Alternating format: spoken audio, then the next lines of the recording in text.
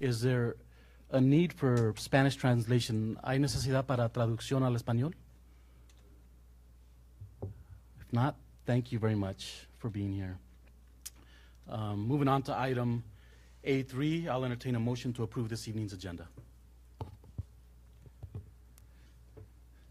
I move to approve this evening's agenda with the removal of consent agenda. It doesn't have an item, but the admin salary matrix the removal of the admin salary matrix out of consent agenda, and moving that to item G1 just after the board's executive session. So a motion's been made to approve this evening's agenda, removing the admin salary matrix and moving it to item G1. So, just for clarification, Tony, are you talking about the admin compensation matrix in the executive content of consent agenda? Correct. Do you want to move both those executive content attachments, or just one? Both. Okay. So we will remove the admin salary matrix and Compensation matrix. the compensation matrix as well to item G1. Do I hear a second? Second. Second by Director Hilmes. Discussion. G or F, President? G, it's Would right be- after the executive session. Oh, okay. So if there's no discussion, all those in favor? Aye. Aye. Motion carries 5-0. Moving on to item B1, citizens' request to speak. Dr. Hurst? None? Great. Moving on to item B2, new administrator introduction. I'll let Dr. Hurst make those. Yes, to the board directors and to the public that's available and those who are listening, we're very excited that we have two administrators here with us this evening and shaping up to be a nice team throughout the district. We have Scott Schwartz here, who will be our vice principal, assistant principal at Othello High School. We're very excited about him being there. We also have an executive director position. Certainly sad to see Matt Stevens leave us. Certainly going to miss him a great deal. But very excited that Sandra Villarreal will be stepping into that position. So we're very excited about that. And we're going to invite these two to come up and just share a word with the board. If you could come and take the mic, please, and make sure it's on.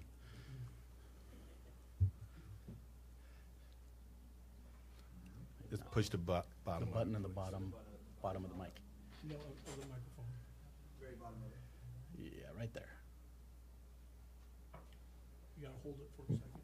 Yeah. There you go. There. There it is. I'd just like to take a minute to say thank you, that I'm very honored and excited for my new position and opportunity to serve the Othello School District as an assistant principal at Othello High School, and just want to say thank you again. No, thank you, thank you. We're excited. My son wanted to know how you were gonna be assistant principal and teach math at the same time. Well, it's going to be a little bit of a challenge, but I think we can do that dual role. We enjoyed you as a teacher. Thank you. Thank you. Congratulations. Thank you. Thank you, sir. Do you want me to go? Yes, please. So I am very excited to accept the position of Executive Director of HR. That's my passion and that's what I know. So I'm very comfortable and excited to be alongside all of you once again, but in a new position alongside the Executive Cabinet. So I believe in the vision and where we're going. So I'm really excited, and we're going to do great things as a school district and great things for our students and communities. So it's going to be a good year.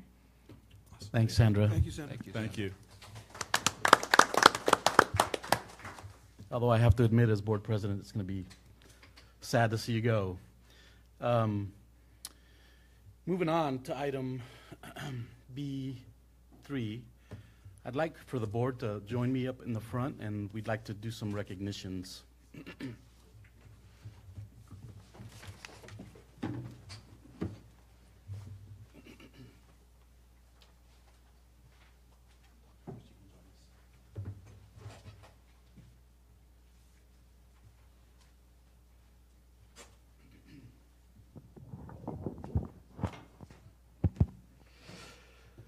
Okay, so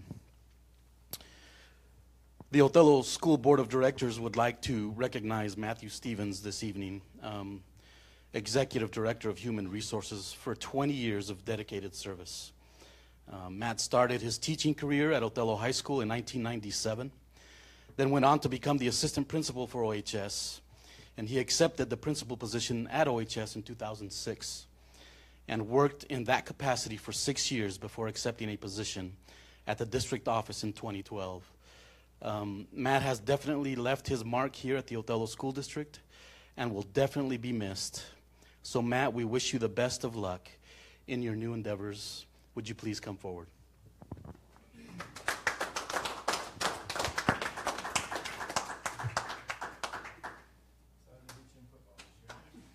sure you will. I'm not even sure we'll have the chance to play. Congratulations. Matt, please share some words. I guess just 3 thank yous. Thank you to the people that I worked with for being good people and making me look so good. I appreciate the kindness to my family by the community and those in the district. Second, thank you. Those who extended grace and forgiveness for the obvious missteps and difficult things that have happened over my career, the kindness extended to me when things don't go as easily as maybe they should. And the third thank you, maybe a hope that I helped solve more problems than those I created. I don't know, depending on who you ask, that probably balances out in the end, but thank you for 20 good years. Thank you, Matt. We appreciate you.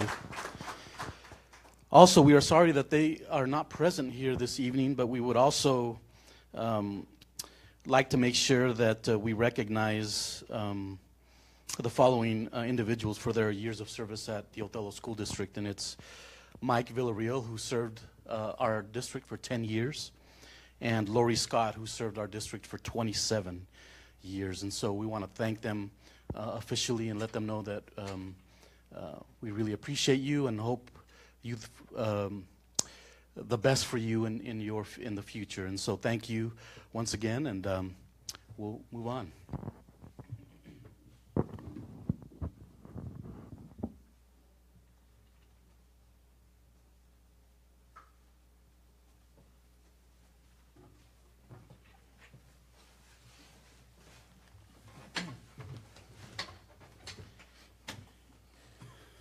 Okay, moving on to item B4, linkage ideas. And I believe it was at our conference that there was a discussion about linkage and wanting to put a board committee together. And so I'm going to let our Vice President, Director Ashton, speak a little bit on his ideas for linkage. Could you start with Vice President Ashton with the kind of a summary of what linkage is in policy governance? Sure, unless you want to. No, I think you're great at it.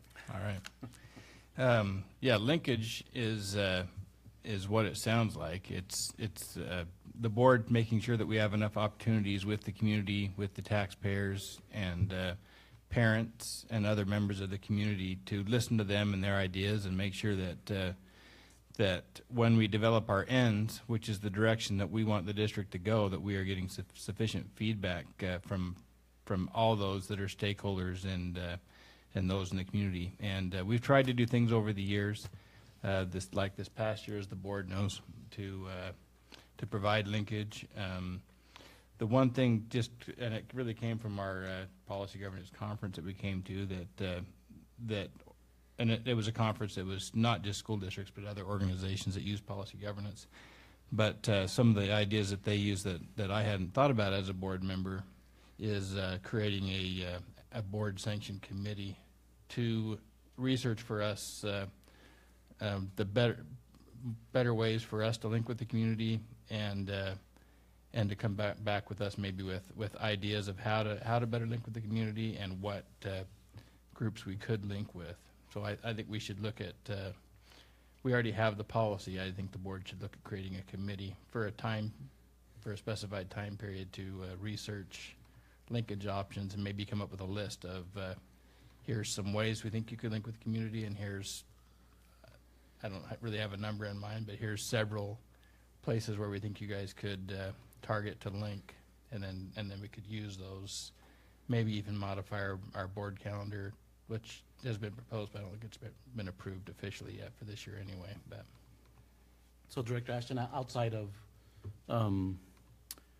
the benefit that we have now of using FaceTime Live in English and Spanish, you're talking about putting a committee together to go out and maybe speak to groups of community members? no, I guess I'm more saying let's put a committee together to analyze what groups that the board should go speak to, not necessarily, unless they come back and say that's what we think you should do is organize a base. I mean, things. I mean, we heard ideas, but I really want to hear what the community would say. I put some links in here of some ideas that I found from another policy governance district. For example, they have one of them has on their website a place where anybody can go in, put their name and address, some idea they have to make the district better or to make the board better, and post it. And one of them in the policy governance meeting we were at had a door knocking campaign where they basically took a message from the board out to everyone in the community. But my thought would be is to create a committee and give them a time period to come up with here's how we think is the most appropriate way to link with the stakeholders, community members of Othello. I think it's a great idea. My only concern and something that I would like to add to the discussion, obviously, is that we not form a committee just to form a committee, but that there's value in making sure that if the board is going to form a committee, that we take their recommendation with value and do what they recommend. And so, I'm the only reason I say that is because I know that in the past that at times some committee members feel like they put in so much work, and after they make a recommendation, the board goes a different direction. And so, my hope is that if we form a committee, that that committee understands that the recommendation they give the board is going to be taken as valuable, and that we will do that. Director Ashton, are you referencing EL 13, the communication with the public? Is that part of this? I don't believe it's an EL. I believe it's a GP. Because I know that we want to utilize multiple media resources. I believe it's GP 7 is what I'm talking about. Okay. EL is superintendent's, the Hold them superintendent's linkage with the community, not the board. GP 7, I believe, talks about the board setting up advisory committees of the board. I would just agree with President Garza. We have heard at times that we invest in 2 or 3 meetings and then we give you what we feel are our recommendations, that when and if we do put together this board committee, we are very specific as to wanting to hear what the community wants. It may be like President Garza said, that they want us to speak to specific groups, or they may come back and say, you know what, we notified 10 groups and 4 of them are interested in talking to you, that we'd be very specific when we do put this together, if we do. Any other discussion? So would you like to add this? I guess my question is, would you like for the board to come up with names, or would you like to open it to community members in what form? To be part of the committee. My thought was just to open to recommend to the board that we start a committee. I didn't have any thoughts beyond that as to who we would ask So any of that. if I might ask, could we as a board then come prepared discussion as to how we could form this committee at our next board meeting, and maybe come with some ideas. And maybe we can form something right around our school coming back into session. Any other comments or questions?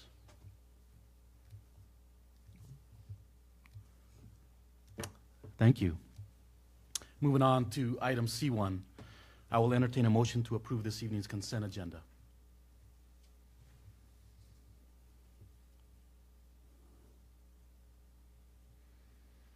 Move to approve item C1 consent agenda. Motion's been made by Director Ashton to approve consent agenda. Do I hear a second? Second. Second by Director Mike Garza. Discussion. Just a second, I need to refresh this. Okay, all those in favor? Are you sure those items have been removed? Still there? Are they still there? Did you refresh? I believe you guys, we needed to refresh. Oh, Okay, yeah. as long as they're not there. Yeah. So we're still waiting for 3 board members to vote?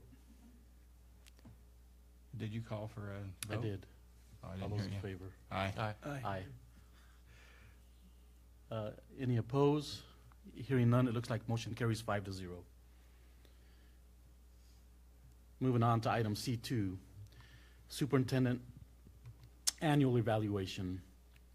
And as you are all aware, at our board retreat, we as a board went over our superintendent's evaluation and came up with this as a result of of the evaluation. And what I'd like to do as president is just read the conclusions and the additional remarks, unless there's any comments or questions by any other board member.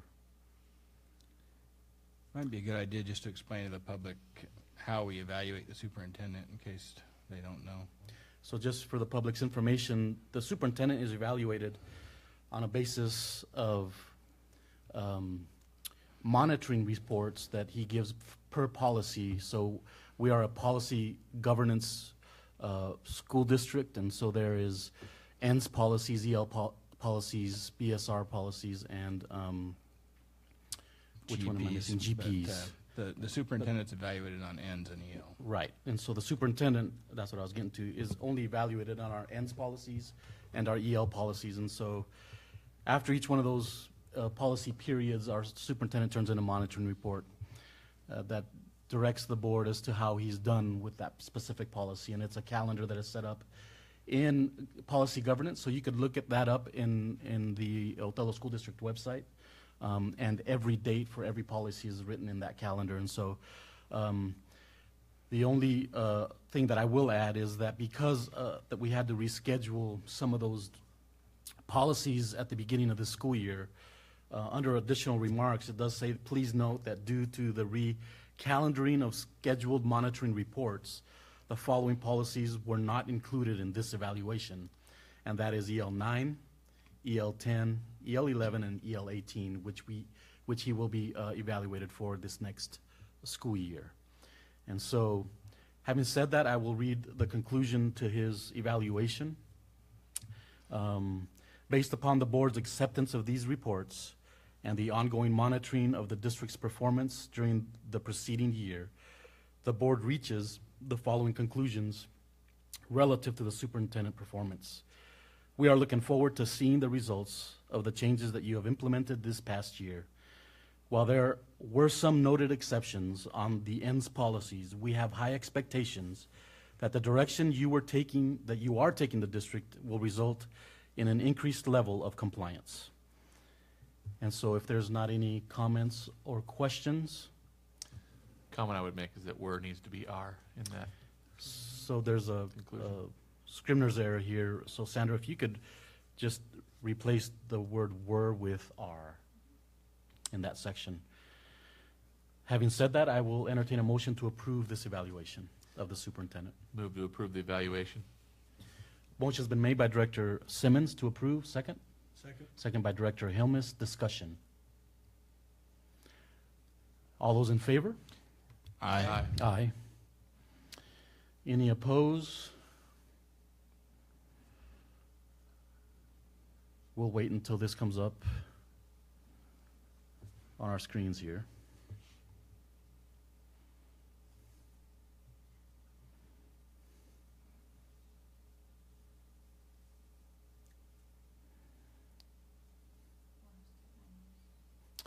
Okay. Any opposed? Hearing none, motion carries 5-0. So we will move on. Moving on to item C3, Superintendent Employment Contract. I will ask for any comments or questions of the board on the superintendent's new contract.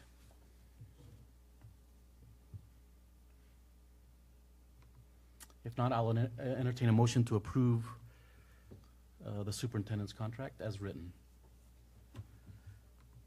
I move to approve the superintendent employment contract. Motion's been made by Director Hilmes to approve. Second? Second? Second by Director Simmons. Any discussion? Yeah, I just wanted to congratulate Chris on his first completed year here at the Othello School District. Overall, as just one board member and community member, I think you've done a really good job for our district, and I'm excited for where our district is going, and I'm excited to have you continue at the helm, to choose to stick with us an extra year. So I'm excited. Going to get my vote in just a minute, so go the same way. After we take the vote, I will allow Dr. Hurst to share a few words. So all those in favor? Aye. Aye. Any opposed? Hearing none, motion carries 5-0. Dr. Hurst, would you like to share some words? Absolutely. I would like to actually stand for this.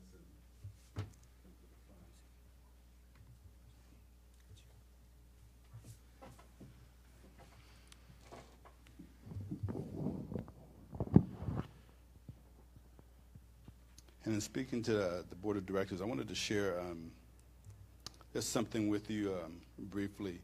I received a text message the other day that says, changing a system and a community are tasks most people wouldn't take on.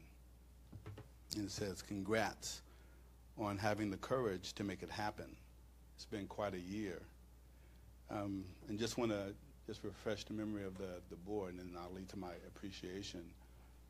When I first came here, my first board meeting was about central office transformation. I shared this very bold vision. I shared a very aggressive 90-day plan.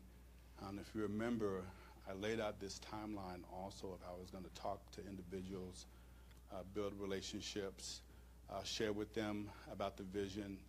And then if you remember on that plan also, I had very specifically laid out when we were going to lead into this conversation of global proficiency for all students. And I said that was going to be in place by January 2017. As I reflect back, we have been on the move, and it's been a very challenging year of conversations and central office transformation. And it has been difficult at times, and I think I've shared that with you. The appreciation comes from having a board of directors who are appreciative and very supportive of the direction that we're headed in, and your support publicly in the meetings and privately also to community members is appreciated. So it makes me want to be here and want to come back when you have a board that's backing you and is behind you. So I wanted to just publicly to all of my board of directors say thank you. I wanted the community to hear that also. We have some very good men up here that's doing the right thing for kids. And it is difficult sitting in this chair, but also as board of directors making the decisions that you're making. And I'm not sure, being any place else, if 5 groups, 5 men or women for all that matter, were on the board and they're very supportive, supportive of a superintendent. So publicly, I thank you. Thank you for the vote of confidence in extending the contract. It has been a joy It has been challenging, but I can say wholeheartedly we are certainly headed in the right direction, and I appreciate your support. Thank you. Thank you, Dr. Hurst. And I'd just like to say as president that I remember back in August when you had your first all-staff meeting, I shared something that I think is evident, and that is that there's only one constant in life, and that is change. And if we don't learn to adapt to change without compromising our values and beliefs as a community, then we're going to struggle. And I believe that as a board, and I believe I have consensus, if not the entire board would agree with me when I say that we found that change agent that we needed. And so we are thrilled to see what the future holds for this district. So thank you, Dr. Hurst. Thank you, sir. Moving on to item C4, Superintendent Report. Dr. Hurst. Sir, if the board doesn't mind if I stand again, is that No, okay? go ahead.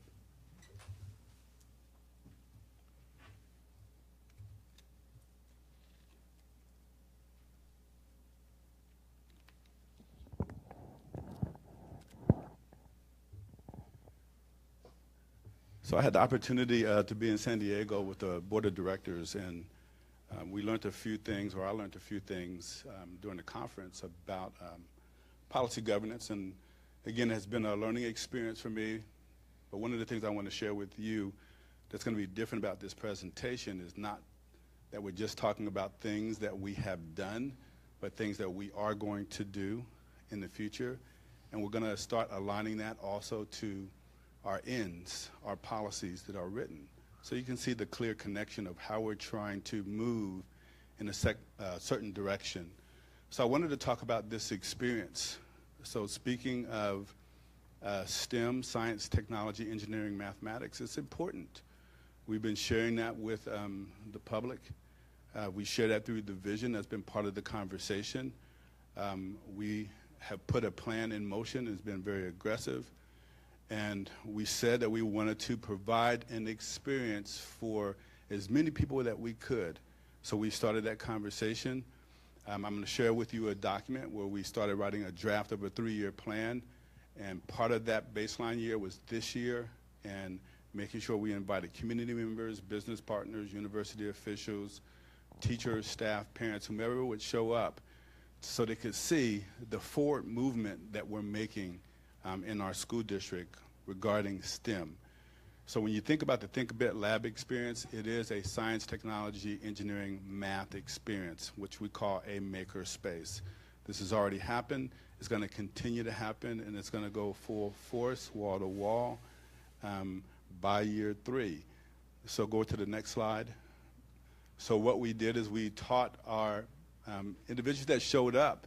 We had 2 sessions, about 20 in the first session, about 45 in the next session. They were engineers for a day. They learned the different components of STEM. They learned how to be a computer scientist, an engineer, and a mechanical engineer, all within a period of about 3.5 hours. So not certainly anything in detail, but we gave them that experience. And what I shared with them that you can see here is that these are not just arbitrary experiences that we're sharing with our kids. They're designed to align to N2, which really talks about skill development and skill building. So we want to do more of this for our kids. So that's why we have creativity, critical thinking, communication, and collaboration. And you can see in both sessions how engaged they were. You got to see the 4 C's in action. So when we talk about these STEM-related activities, makerspaces, this is what it does for us. They had these little kits, and inside the kits there were little boards we call breadboards, and then Arduino boards, batteries. We had LEDs, little wires also. We taught them code, how to program also, anyone that wanted to come. And then we taught them how to robocraft or build a miniature robot, all in about 3.5 hours. So go to the next slide. I want to share with you just some of the conversation. This is some of our administrators who was just engaged in conversation throughout this session. So can you go back to the other one?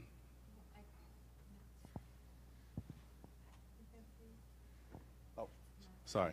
Oh, Matt, can you back up a little bit, sir? You're here. Yeah, that one right there.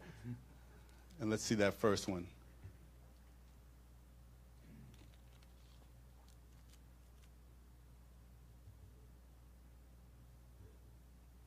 Is that the PowerPoint one or?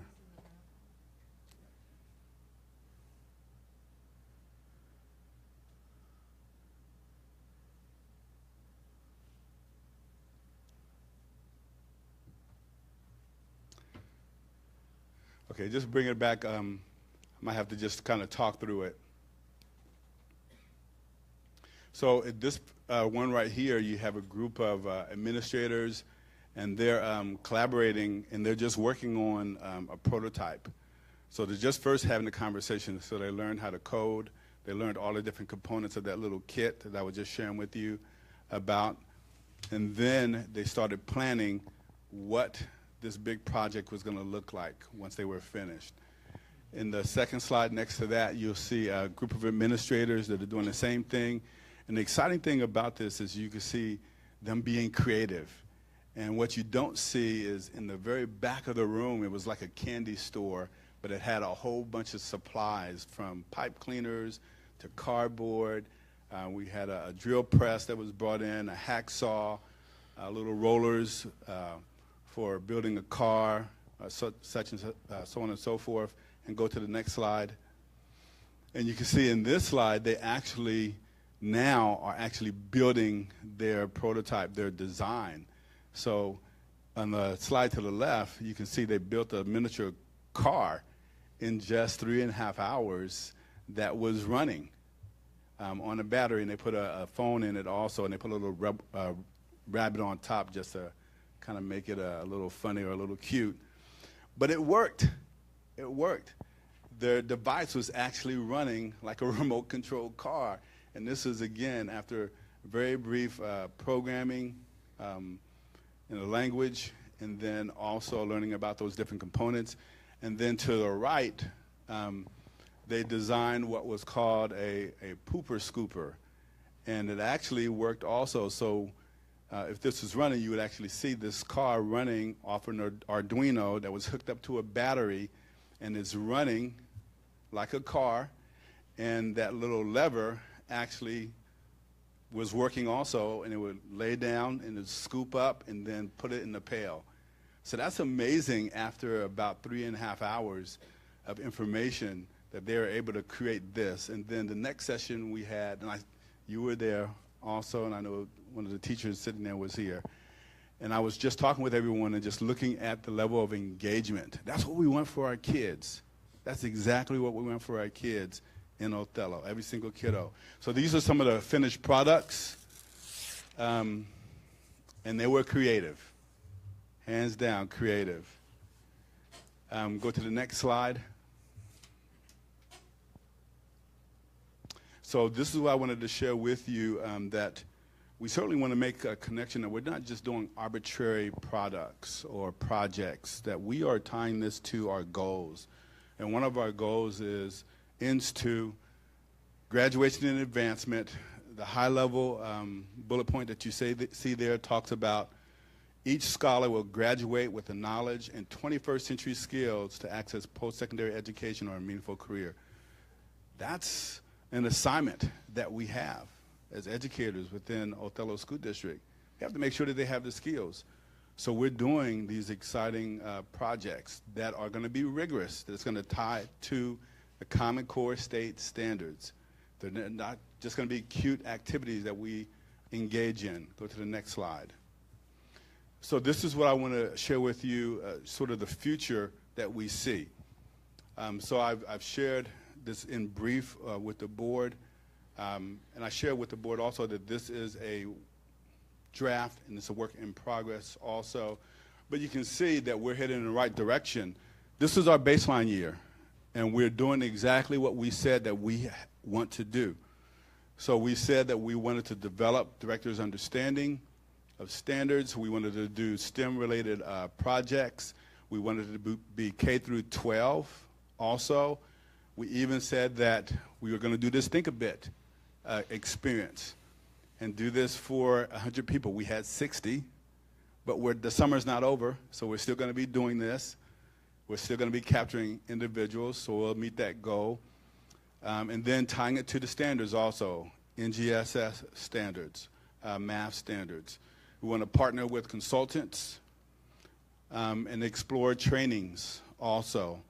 So we have these new directors. We want to continue to build their capacity so they can continue to work with our principals primarily and with our teachers and students. Next year, this is what you can expect. That's going into next year, ramping it up. K through 8 classrooms will have at least one STEM experience. So we're talking about all students. So we're already in the planning stage. We're already thinking about Think-A-Bit experiences. As a matter of fact, all of the administrators, minus our brand new administrator, who wasn't present at that time, we already have started the planning with these new directors and us telling them this is the support that we're going to need to provide our principals going into next year around STEM. And we did this for each individual that we have here. So we're getting pretty detailed. Again, this is a work in progress here, but we're moving forward. And you can see year 2, looking at all K through 8 classrooms will have multiple STEM project experiences, so ramping it up. And moving also not just through K through 8, but moving K through 12 experiences. So just because you see K through 8, we're having those same conversations with high school. Same conversations, it's happening. So I wanted to share with you that we're doing some exciting things now, but we have an exciting future headed in store for our students, for our district. So I wanted to share that. And I think on the next portion of the superintendent report, I'll just keep standing.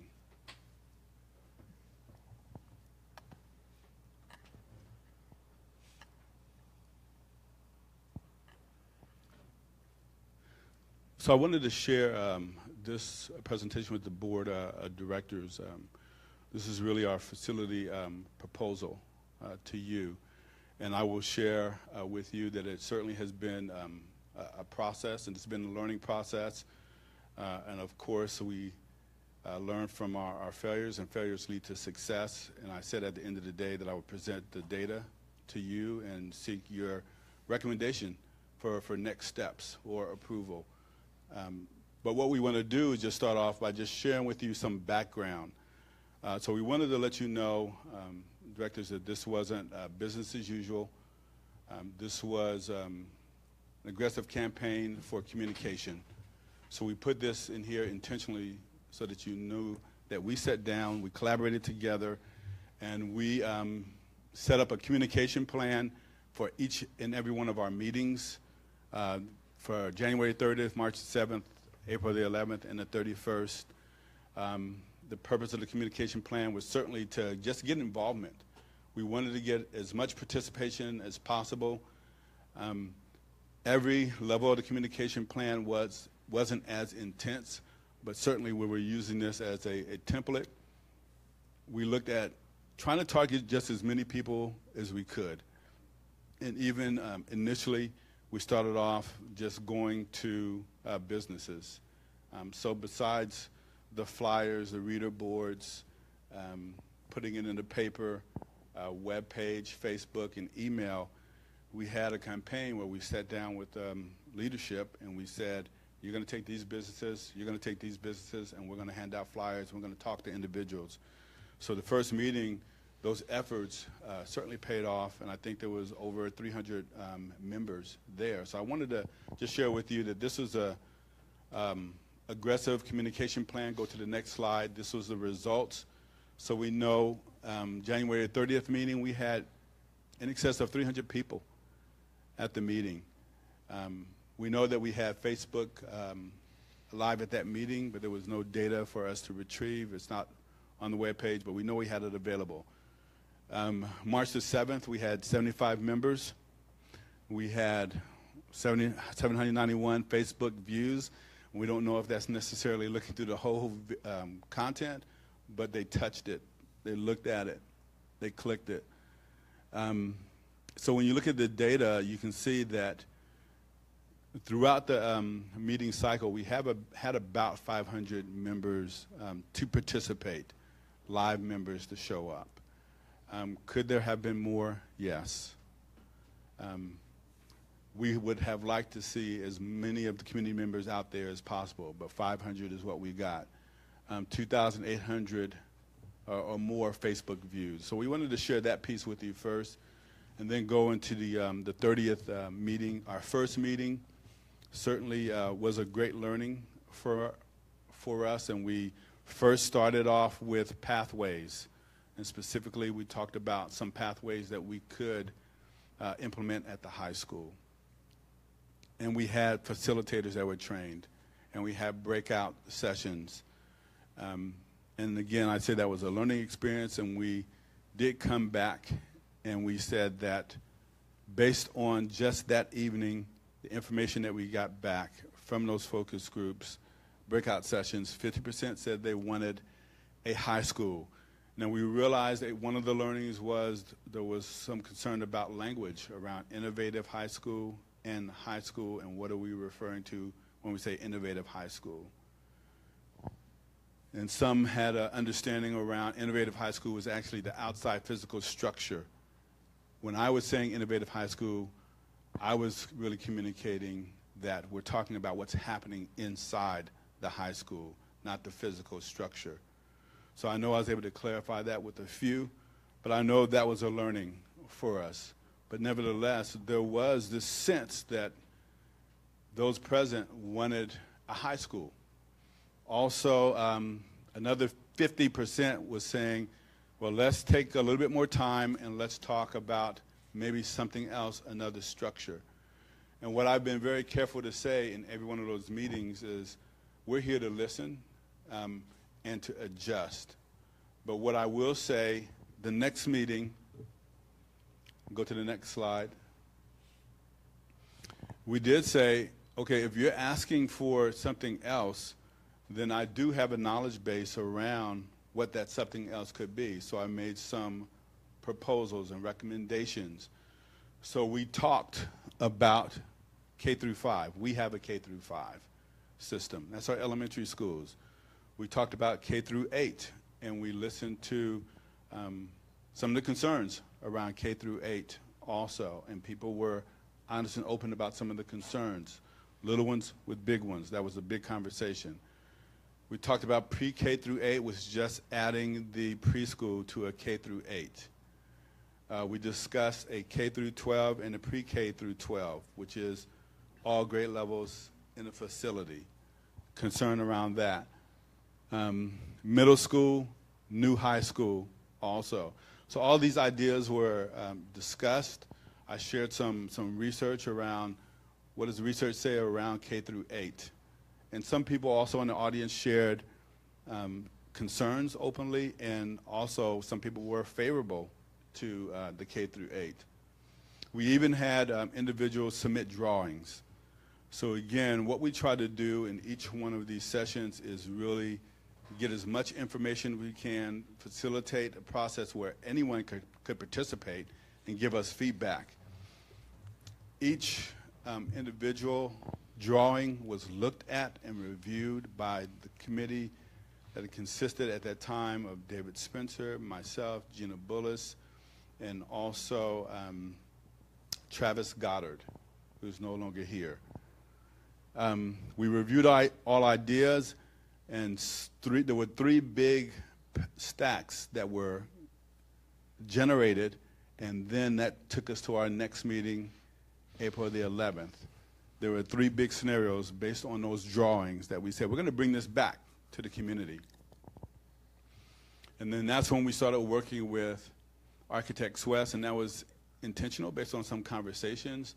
Maybe those breakout sessions weren't the best. It wasn't working out really well, so let's start drafting up some scenarios, some renditions. So we worked with Architects West, CSG, and the idea was to bring back those 3 big proposals from those drawings from the community. We drafted up, or they drafted up preliminary project estimates, state match, and local share. It had debt capacity, bond, and tax rate, and it also addressed years of overcrowding. So we wanted to make sure that we brought that back to the public. And go to the next slide. But what we knew also, based on that April 11th meeting, there were some key things that came back, because what we did at each meeting is we had sort of like a walkabout at the renditions where the participants had the opportunity to paste stickies on what are your concerns, what are your concerns. We want to hear your voice. So there was this thought around, we want to address overcrowding as soon as possible. We want to address construction as soon as possible. And we talked about overcrowding at multiple levels, because at the very beginning, David Spencer presented about how we're overcrowded at each level. Interest in the high school, that still came out. Interest in the pre-K through 8 or K through 8 facility, that was still in the air also. And then there were notes that said that we wanted an auditorium regardless of the facility. So then I'm going to have Gina come up and just talk about some of the technical pieces that came up at the meeting. So in addition to the renditions and the ideas that were discussed, we needed to bring in potential budgets and debt capacity and bond. So this little yellow arrow here represents our current debt capacity. Just a refresher, school districts are limited to a 5% debt capacity of the local assessed value of your county. So 5% of assessed value allows the Othello School District to have $63 million of debt right now in this point in time, which we have 21,150 left of 21 million left of our 2007 bonds. So that leaves a $42 million debt capacity. So, and this is just the growing trend line as the debt's paid off. Our debt capacity grows with a very conservative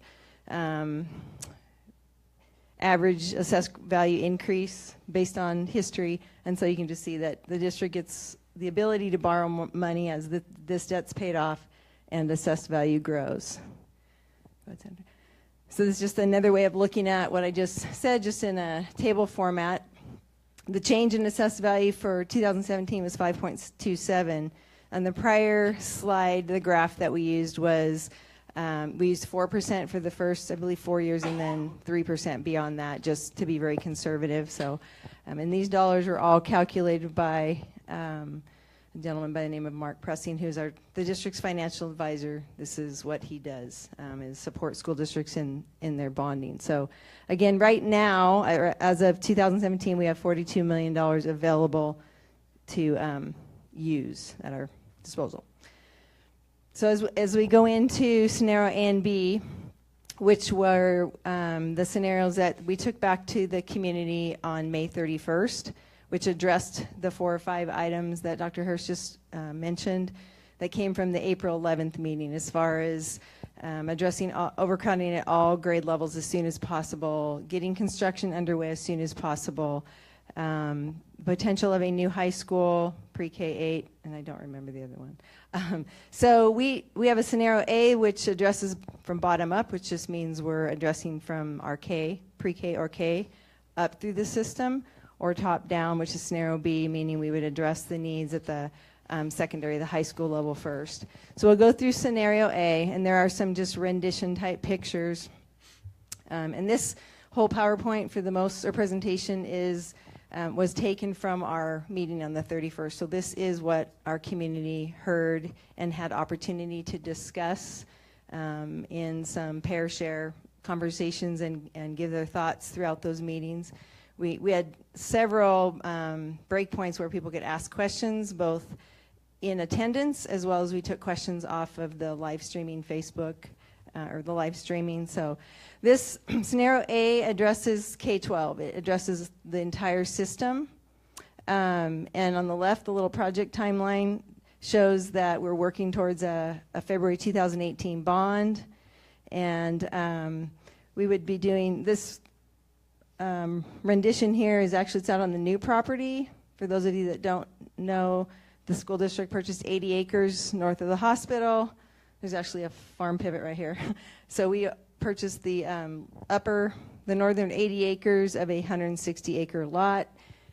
This is 14th Avenue, Lee Road, 7th, and this would be a new road. So this is just simply a rendition of what a potential building could look like. And there's a real reason why these are colored different. This would be considered shared core space. This would be a K5 portion of a facility, and this would be a K8. The design and all that work and what that would be comes, in the next several months once we have board approval for moving forward. So again, this is simply a rendition. And then this is what we would do at the high school. So a K5 and a 6-8, that provides capacity to take some pressure off of our current K5s and our middle school. So that's where you would see those schools having a little bit more space in their current area. And then this is simply a rendition of what could happen at the high school campus. There's a pretty sizable footprint with master planning with an architectural firm.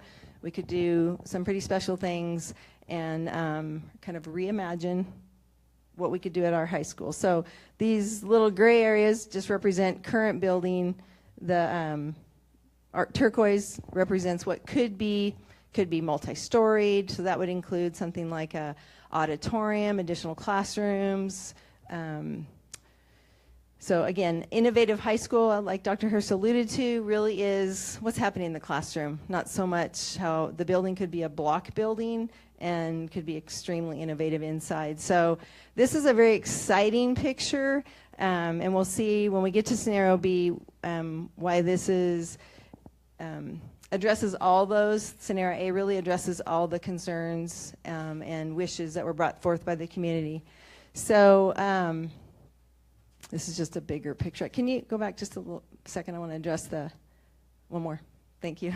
So the timeline, it shows that really it's about a 6-year time frame. If we run a 2018 bond, you pretty much design, you pass a bond, you go into design, and you take your projects out for bid the next year, and then the building will take anywhere from a year to 18 months, but this is just again, it's a projected timeline. And there is the possibility of doing this scenario up here and a little bit at the high school at the same time. So that's a great thing for our community to be able to see, oh, there's things happening across the entire system.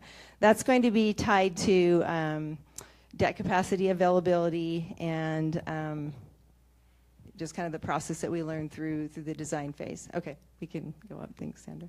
So again, that's just a bigger picture of that one segment. It does show, this is a rendition of a sports complex that we used, I think in February, March, as a potential place to expand additional sporting fields for all of our athletic programs. But that was placed there as an additional sporting field. So no design work has been done. These are simply renditions and examples, so we can keep going through that.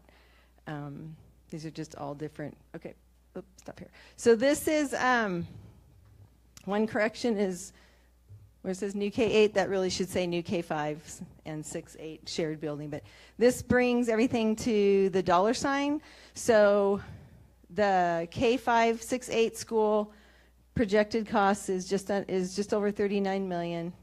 With a projected state match of 15, so that would mean local taxpayers would pay 23.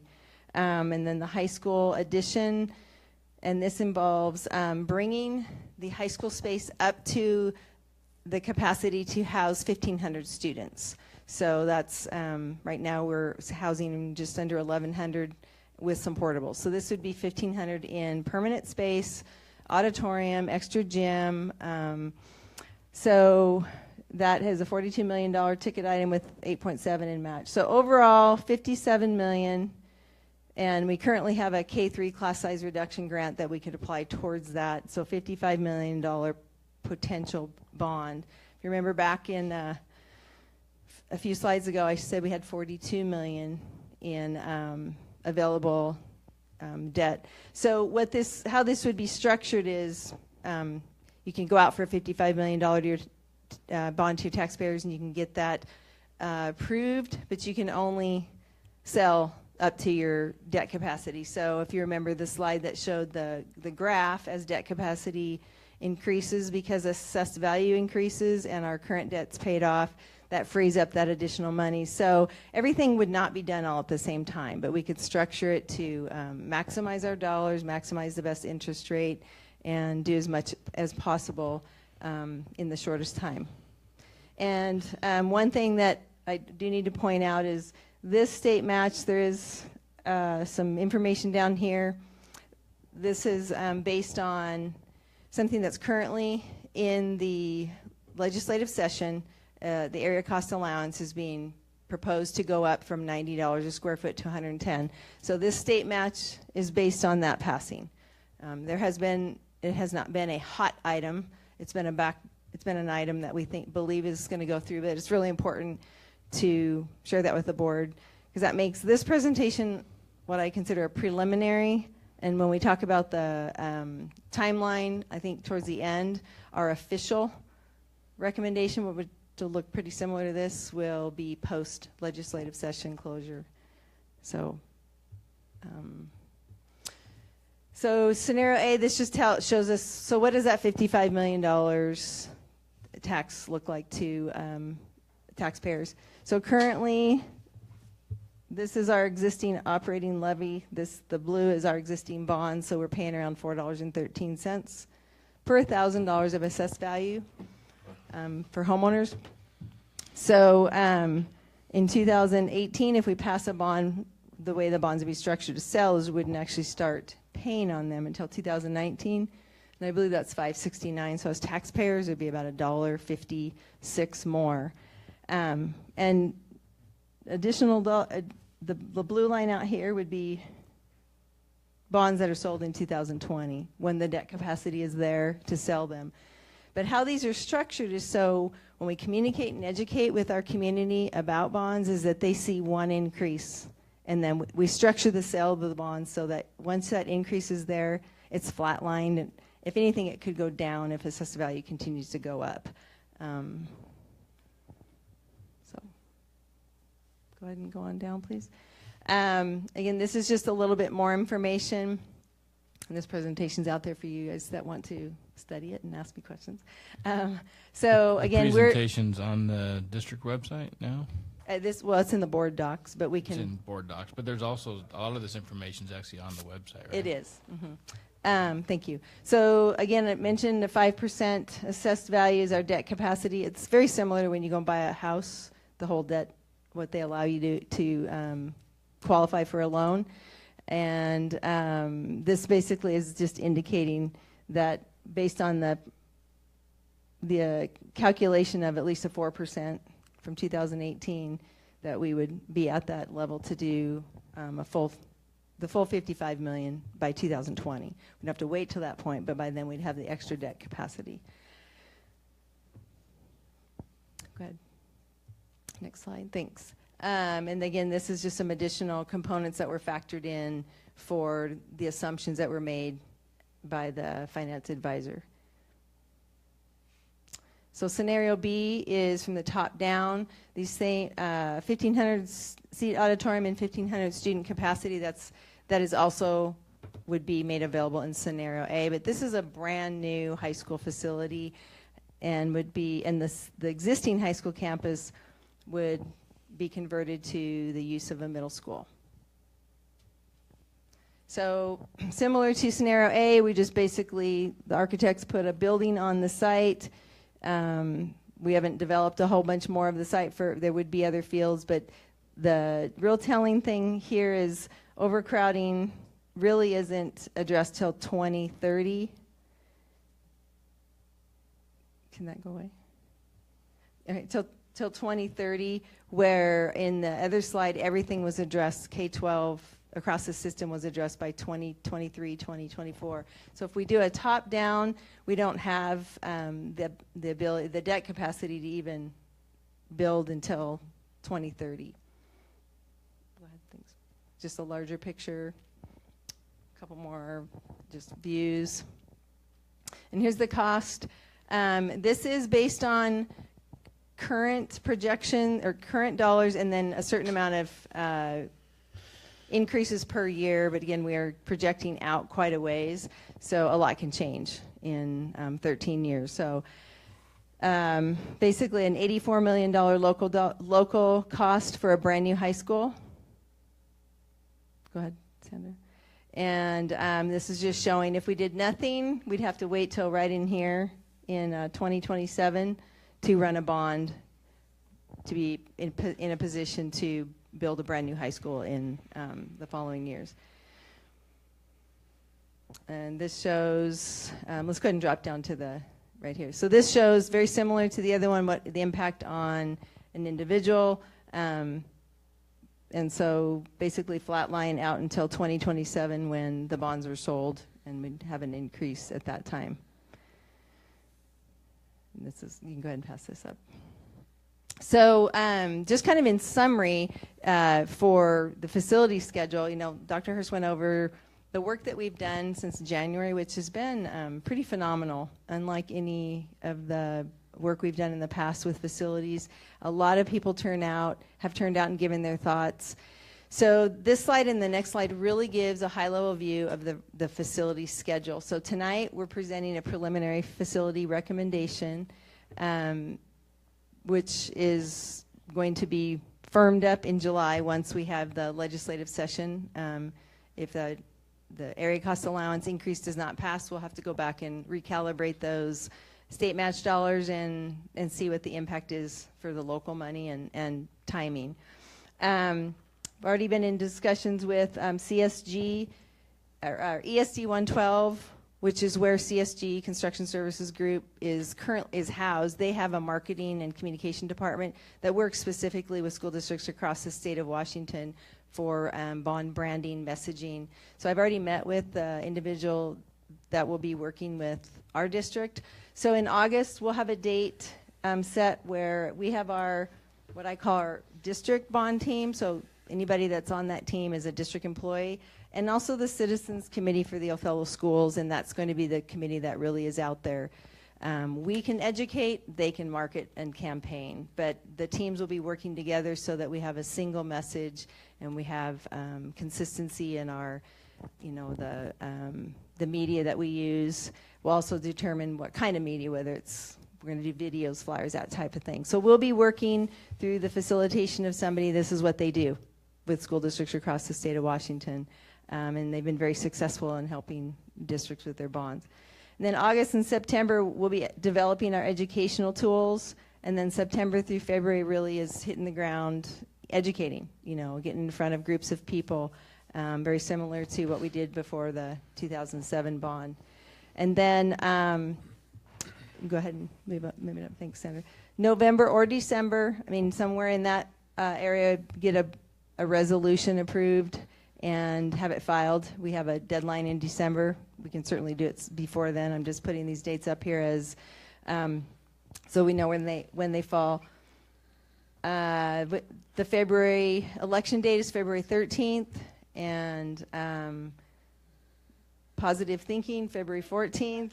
We would be putting out an RFQ for architects and project management. We're currently working with Architects West and CSG. They know our district, but they also know that on the other side of a bond, we will be doing an RFQ so that we can do a selection for architect and project management firm that fits what we're looking for.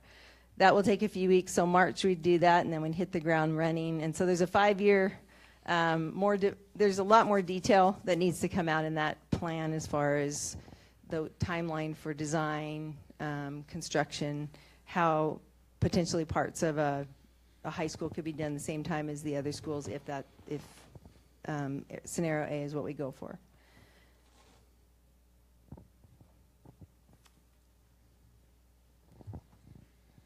So recommendation to the board, if you can scroll up, is really scenario A. And the reason why we say scenario A is based on what the community was saying around addressing overcrowding at all grade levels, beginning construction in a reasonable time frame, ability to have an auditorium at each site, and even ability to incorporate infrastructure for sports complex also. Scenario A, what we tried to do also in this scenario for the Board of Directors is listen also to this whole term around K through 8 and separate that by the common space and just make it a K through 5, 6 through 8 facility. It will address the overcrowding at 2021. But I will say, just a caveat to the board, we certainly look for your direction. We've always said we're willing to listen. If there's other areas that you would like us to explore, we're certainly open to that. We'll just regroup with the team and just move forward accordingly. But just based on what the community has shared with us, this is what we would like to recommend to the board. But again, we're open for your feedback. So we'd like to share that with you. Yes, sir. Yeah, I guess my question would be is I appreciate first of all, I appreciate all the work that's gone into this by the district and the community, and it looks like we're going in a direction that hopefully the community wants. The proof's in the pudding when we go to vote. We really don't know till we go to vote, right? My question would be, and it's probably more for Gina, is what would happen if we intentionally decided to split scenario A into two separate bonds and vote one 2018, one in 2019? Curious your thoughts of how that would be. In my mind, scenario A would be the first project minus the athletic complex, and then the second bond would be the renovation of the high school and including the athletic, whatever you want to call it, the athletic complex. In the next bond, just my thought is I worry, I have concern about trying to go for the full mill deal and having it shot down and then trying to regroup for Plan B. So I'm just curious what your thought would be if we ran, basically I'm asking if we can run a bond, the feasibility of running a bond committee 2 years in a row. One, to get what we really need today, which is this K-5 and 6-8 joint facility, and then the next year ask the community if they would like to do the high school separately. How does that affect? Actually, and I addressed it as though we could go for all, but we can do that as well, and that really will come down to when we make the recommendation to the board, what the board gives direction. So one thought too is Sandra, could you go up to the slide with the financing for A, so it's up a ways.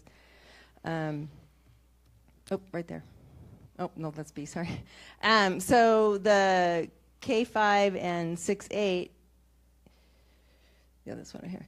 So locally, it's just under 24. This 2.2 would apply to it because that those dollars are available if we're doing something that impacts K-3. So basically 21 million. This is just my thinking. If you subtract out the athletic part of yes. it, you're subtracting another. Well, no. I'm so actually, yeah. So it's 5 million below that. It's 21 million, but it would be less than that. Yes. So the direction could be we want to do a 35 million or even a $40 million bond.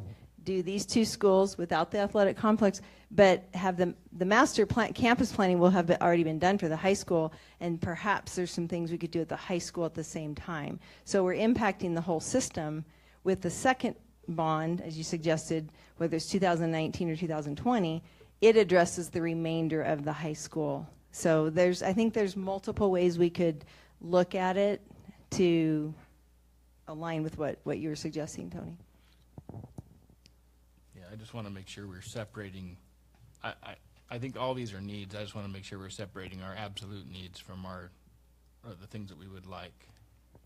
So the community has the chance to. So will that be separated then, Gina, in our July 24th board meeting?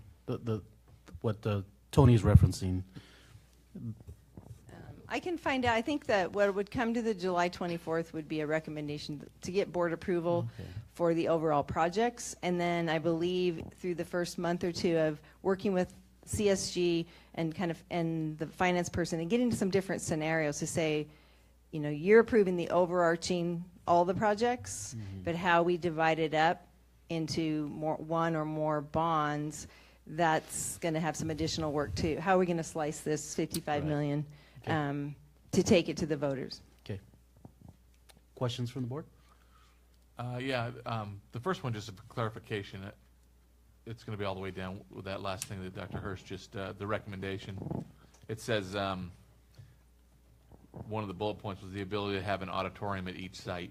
So in these, the plan is to have an auditorium at the high school and an auditorium at the K5, 6, 8 building? Yes, sir. Oh, Absolutely. okay. Wasn't aware of that. So we have 3 auditoriums then in Othello then? So we'd build an auditorium on this site. Ken, and not- Stuart, could you use the mic? Sorry. Need to use- We'd build the auditorium at the K5, 6, 8 site along, and not necessarily adding another auditorium at the existing high school, correct? No, it shows, It's a 1,500 seat auditorium at the existing high school. The exactly what the auditorium or cafetorium, whatever it is, it may be something like, it's not 100% defined, but it's not 1,500 seats at this school. It would be to house the 2 different school sizes that are present on that site.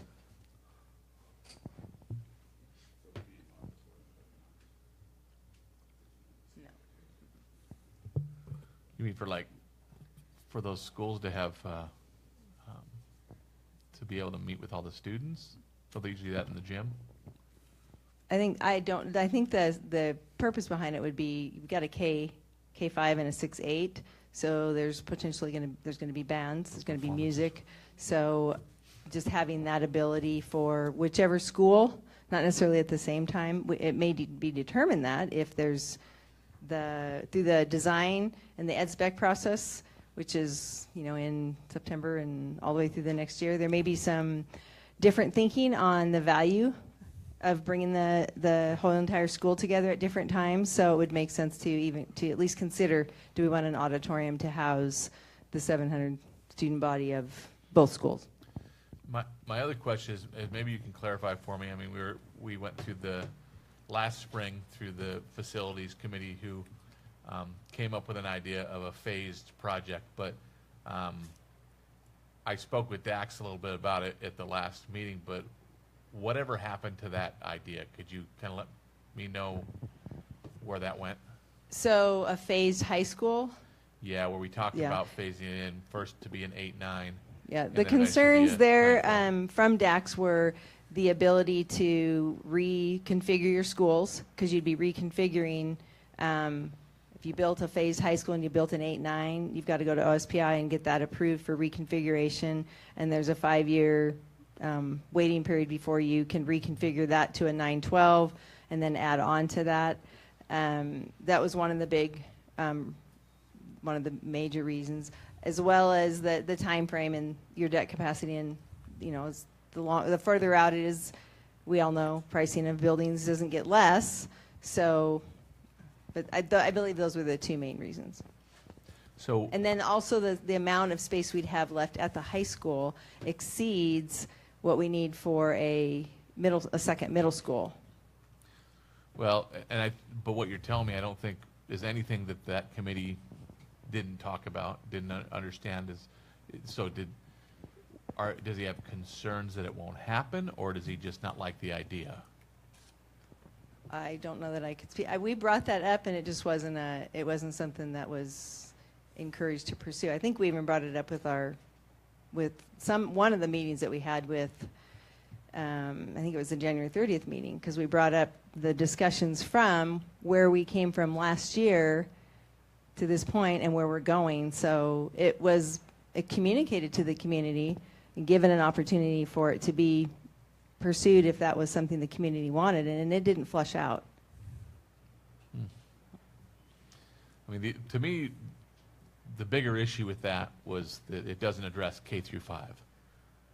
But I don't know. It just seemed like it was kind of pushed to the side. I missed one meeting, one of the facility meetings, but in the other ones, I didn't really hear it talked about in any length. I'm only asking that because, and I'm not saying that I think that's the way we should go. I'm just saying that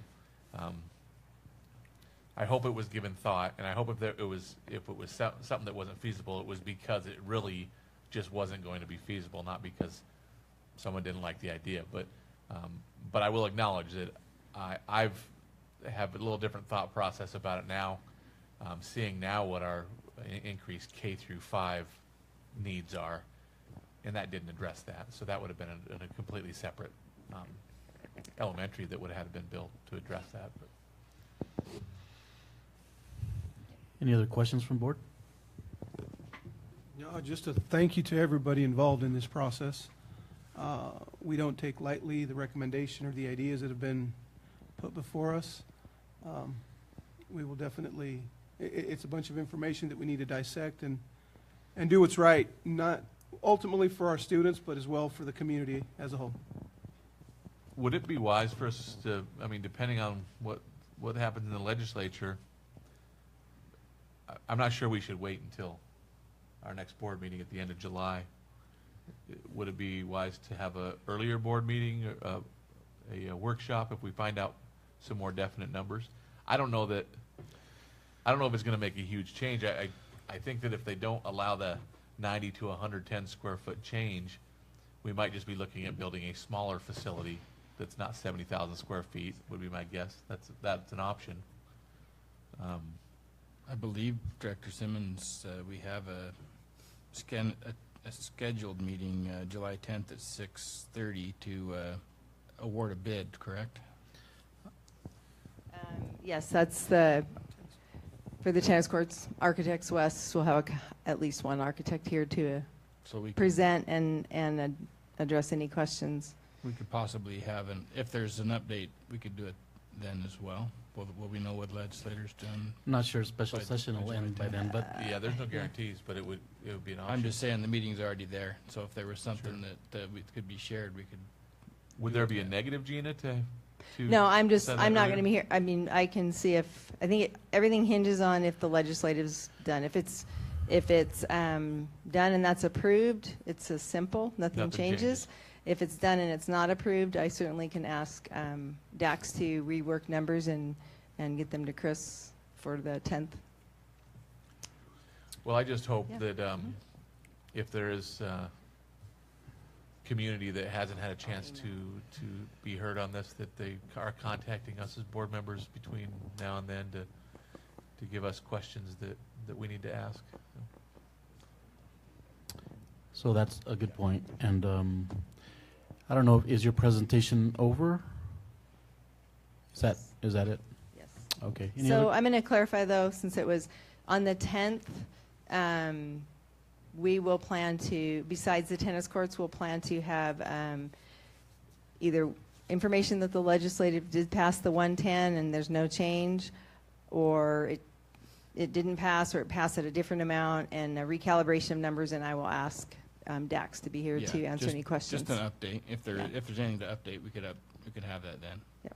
Okay. It doesn't make much sense to do that if it's not going to bring to make us start the process earlier, right? If we're still not going to start anything till August, then it doesn't really matter that much. But hopefully that would get us to start the process a little earlier than August even. To get the bond committee together, you're talking. Yeah. So I think I haven't coordinated with Chris's schedule yet, but the earliest we'd be able to have the bond committee meet with the citizens committee with CSG's person would be July 28th or August 4th. It's a little bit dependent on all of our schedules. So my thinking was that we'd get that on the calendar so that we can start contacting people that would be good to have on the citizens committee. We had a great citizens committee for M&O, so I'm going to rally them. Any other questions from the board? Thank you guys very much. I appreciate your time in preparing this presentation.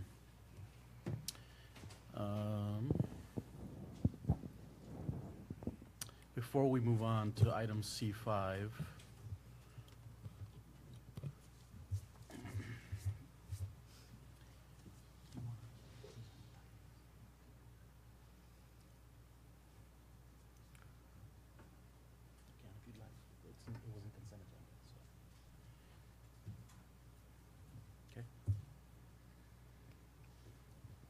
Also, as part of the superintendent report, would like to just acknowledge Talia De Leon, who is here with us this afternoon, this evening. And thank you for the board. It was in consent agenda, and it was approved by the board as Talia being the new executive assistant to the superintendent. So we'd like to thank you for being here and ask for you for words also. Do you have words to share?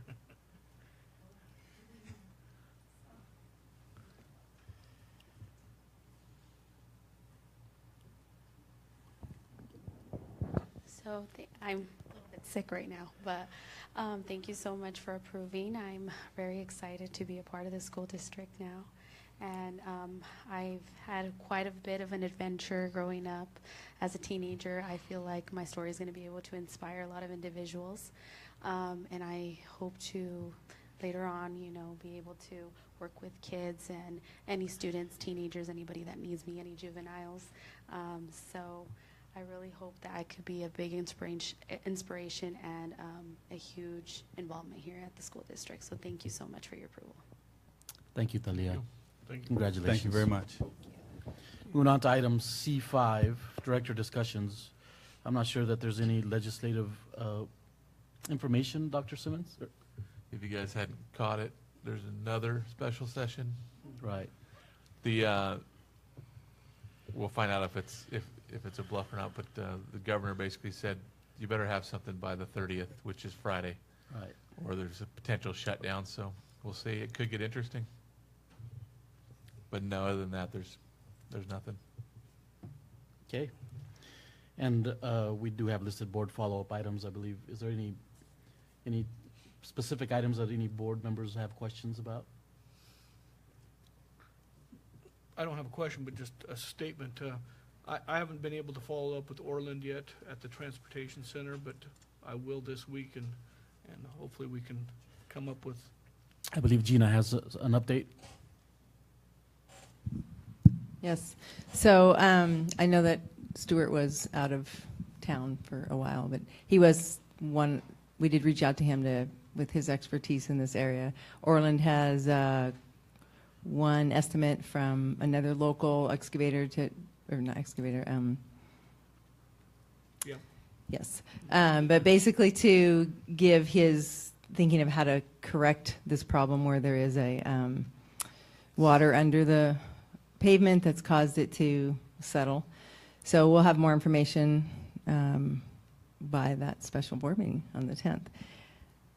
And then I think there was one other item. It was The movement of the Portals. portals. So Orland had reached out to both the vendors that were provided to me. Thank you very much.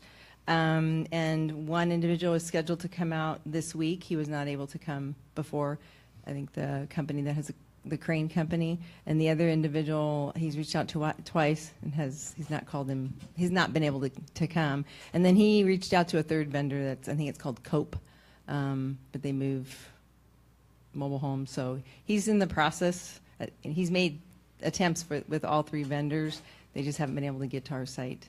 So he knows it's an urgent thing, and he'll be following up with them this week. So So do we have the portable that will be placed there? Is that scheduled right now? I believe so. Orland's got that information. You don't know the date of that? So what we're putting I up don't against here? have, no. Okay. Any other questions from board? Okay. Moving on to item D1. I have other director discussion Oh, items. oh, if I'm that's what sorry. you're asking. Go ahead. Yeah, I think that it'd be prudent as a board to talk about our policy governance conference that we went to. Sorry, I skipped that. We'll go ahead and start with Director Garza at the end and come. No, well, we just got back from San Diego, attended the International Policy Governance Conference, and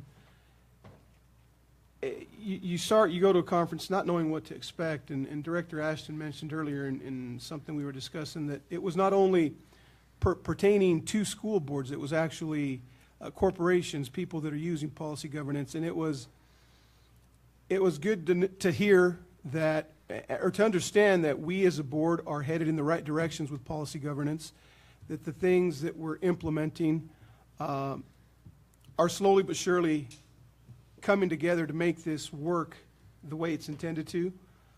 No way, shape, or form are we perfect, but I know that we as a board are striving, thus attending this conference to learn more about policy governance. From a personal standpoint, I was challenged to do even more as a board member to make this process even better. It really does entail you being prepared for these meetings, studying the rules and principles that guide basically or help in following policy governance. You don't, as a board member or as a collective group, just write a policy to write it because you want to seem like, you know, the Fabulous Five came up with a bunch of verbiage, put it on a piece of paper, and there's 22 or there's 8 or there's more policies. It basically has got to be driven by a set of principles that its outcome, there's a meaning to it. Don't write a policy to write a policy to make it look like you're doing something that you shouldn't. It has to have a purpose, and at the end it has to benefit everybody involved, community, administrators, teachers, board members, everybody. A lot of knowledge crammed into a couple days there, but well worth it. I think we had a debrief on Sunday morning, and it was very insightful. It was a good 2.5 hours of a very good discussion as to what our individual takeaways were. And I commented to Director Simmons and Director Ashton that I personally, I have learned from them. I mean, they're some of the longer tenured ones.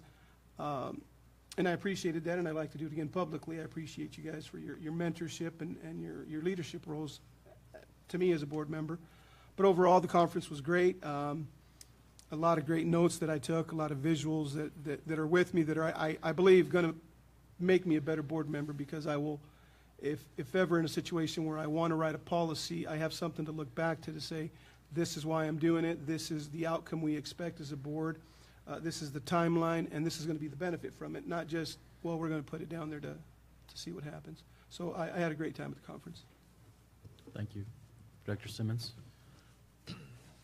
So for me, I think the big takeaways, I was really looking for ideas on how to link with our ownership, and for those who are listening that don't necessarily know the jargon of policy governance. I mean, the ownership is the taxpayers. And sometimes that's also the parents and you know, business people in our town, and we've struggled to find good ways to link. And I think we've tried a lot of things, and we've had some successes, but I think that's just an important thing that we need to continue to learn how to link. What Tony brought up with a linkage committee, I think is a really good step in the right direction. I think what else I took away from it is I think that we need to be even more concise with our policies. I think there's policies that we can take off the table and just more specific and concise about how we govern, and also our expectations of our superintendent, so that it's very clear what we want our students to achieve in this district and what the boundaries are to get them there. And so I look forward. I think we're going to have some good discussions this summer about what we learned at this. Director Ashton? Yeah, a lot of the same. It was for me, it was a really good meeting. It was different than other trainings we've been to, because it was not specific to school board directors, and it was really specific to policy governance as a model more than it was to how to govern a school per se. And it's hard to get that kind of content when you go to other meetings, because other school districts do different things, and they for sure don't all do the policy governance model that we've committed to. But one of I wrote down, I have a lot of notes of little things that I think we can change and do better as far as policy governance, that as we go along in board meetings I'll be presenting. But the biggest takeaway that I got from that meeting was the idea of having a policy governance school for new candidates. Other organizations, all of them get board meetings from different ways, obviously, because they're not all public organizations. And so some of them, they appoint members. Some of them, they have actually voted members like we do. And I think it would be, policy governance is a learning curve. It's different than other forms of government. And I think it was timely as we're heading into the election season here, and we are for sure going to have 2 new board members this time. And I think it would benefit the board to start now to design a school board school, is what I've named it in my notes, for the candidates that are running, but also for any other community members that want to learn more about governance, to learn the jargon or what the board's trying to accomplish through governance. And I challenge us as a board to, if the board feels like that's a good idea, to schedule some dates and invite the candidates and other community members to come and have us as a board present to them our knowledge on policy governance and how it runs and why we do it and all of that. Great idea. Yeah, I think it's a great idea. So if you want to come with your suggestions at the next board meeting, that'd be great, and then we could set a date. Do we want to think about something even before then? Are you thinking the July 10th meeting, maybe we discuss it? I think we should discuss it then and come up with some dates. I don't Time know. flies when, in the summer. You know, So, yeah. time does move. I'll add it to the agenda on July 10th then, to discuss that. One of the takeaways I got from the conference was making sure that we as board members at our board meetings are tying everything that we talk about and discuss and everything that we are doing to policy governance and to a policy, and not allowing ourselves to get sidetracked with operational things, thus leaving the door open for an opportunity for us to maybe micromanage. And so as a board member, what I took away from this is making sure that every discussion that we have as a board, we tie it to a policy. And if there's not a policy that we can tie it to, then we should not be discussing it in an open public meeting, because we are a policy governance district. And so that's one of the takeaways that I got from this. I think that it gives us an opportunity that if we see something that isn't correct or right, to create new policies that would allow us to have those discussions. And so that was a big takeaway for me. It was a great conference, and so I appreciate I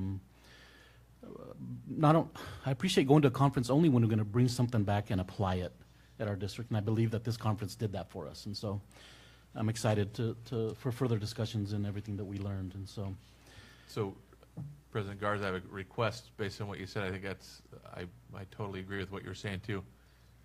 Can we make sure that every agenda item also has a policy that attaches to it, so that when we start that discussion, it's already in the agenda of what policy that links to? absolutely, and I have that in my notes for our next agenda meeting with Dr. Hurst to include. And the only other thing I would mention is that I just lost my frame of thought.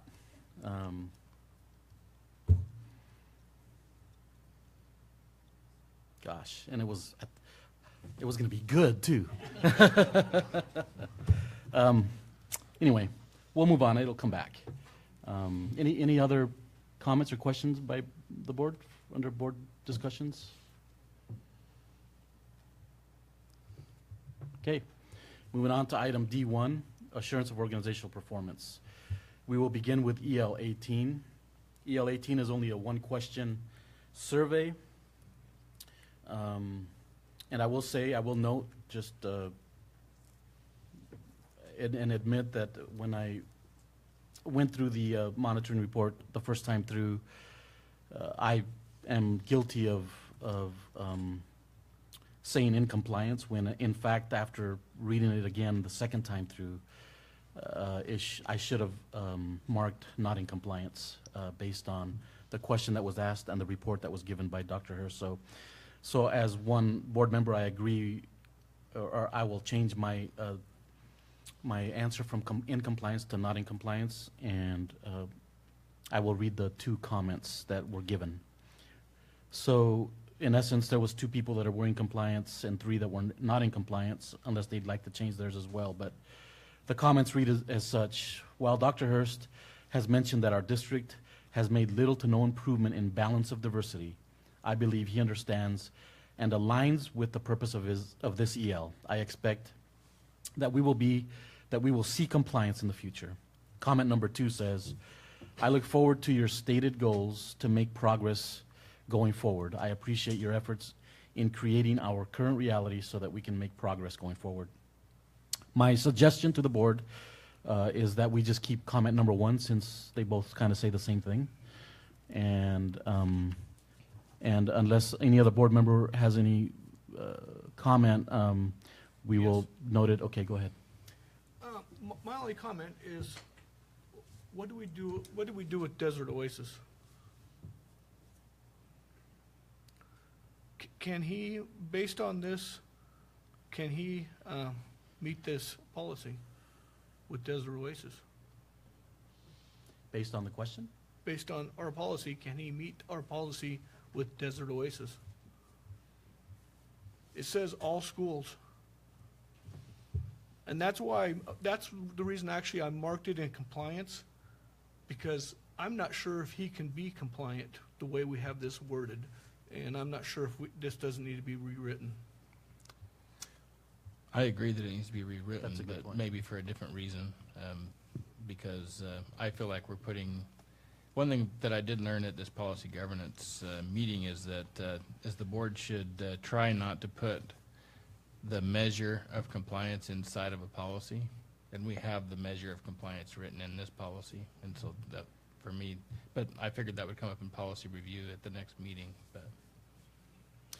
Yeah, I'm not sure that the way we have worded the policy and the superintendent's interpretation of it,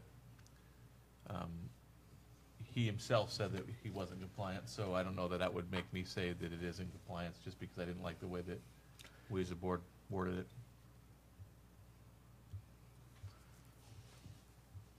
Yeah, I agree with that. As it's written, I believe it's not in compliance, as Dr. Hurst stated in his report.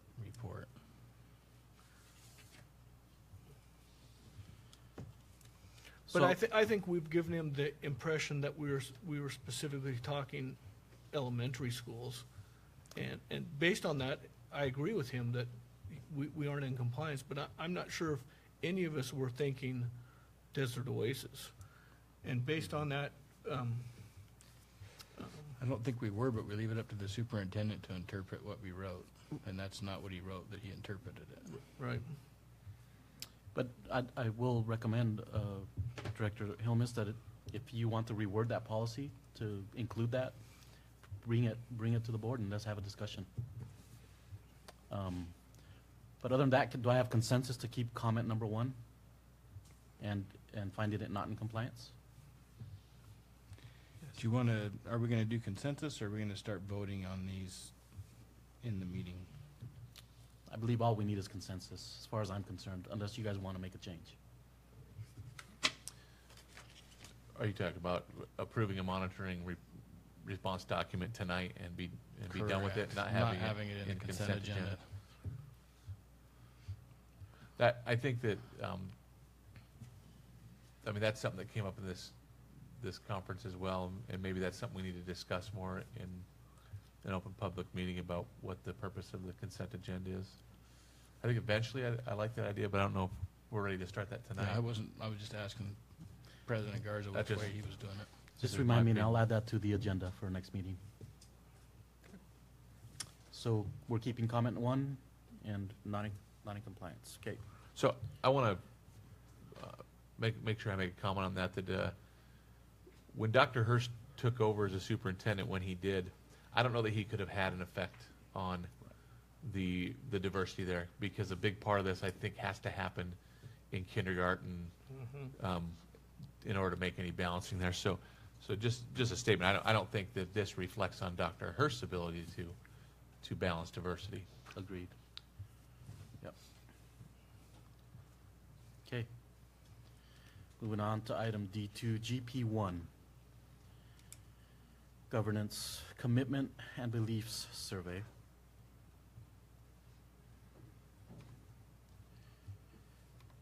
And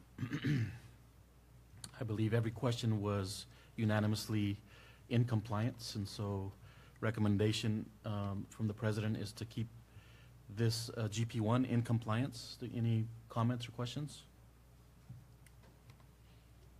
No. Okay.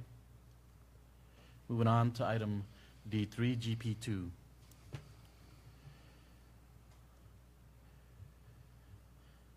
It looks to be in compliance. This is the same as well. Any comments or questions for keeping it in compliance? Okay, moving on. Item D4, GP3.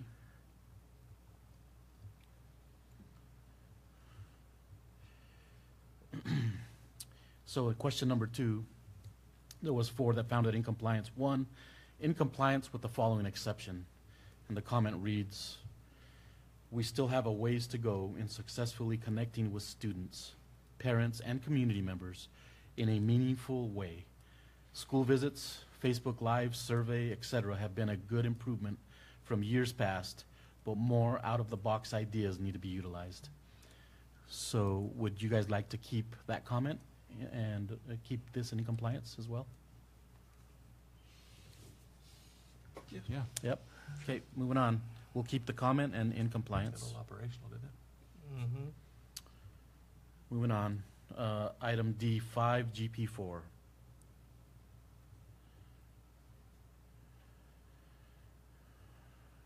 Question number 1 has 4 board members in compliance, 1 in compliance with the following exception. Are we still on?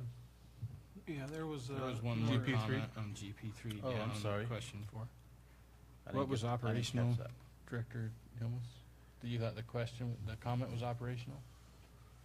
That was my comment. It is operational, isn't it? Well, GPs are the board's own policies, yeah, so operational within what the board decides to do. All right. So is that a suggestion for a policy, changing that GP? Is that what The, your comments were? the comment on number 1? No. Question 4, right? Is that what you're, No, I think No, we're back. Where are to you talking one. at? Yeah, the comment that was made there was that On number suggestions 2? for That's just being for more board specific in meetings. the GPs. I don't even know where you're at. I'm lost. I thought Question you were on number 2 question 2 that on GP3. director, where you talked about Facebook Live, and is that what you're talking about? Oh, I get what you're saying, but, okay, I follow you. okay. That's We're- not a direction we're- to the district, it's that's the to us, direction to the yes. board itself. Yep, It would be operational, yeah, if it was an EL. no, you're right. So in keeping in with GP3, question number 4, there was 4 in compliance and 1 in compliance with an exception.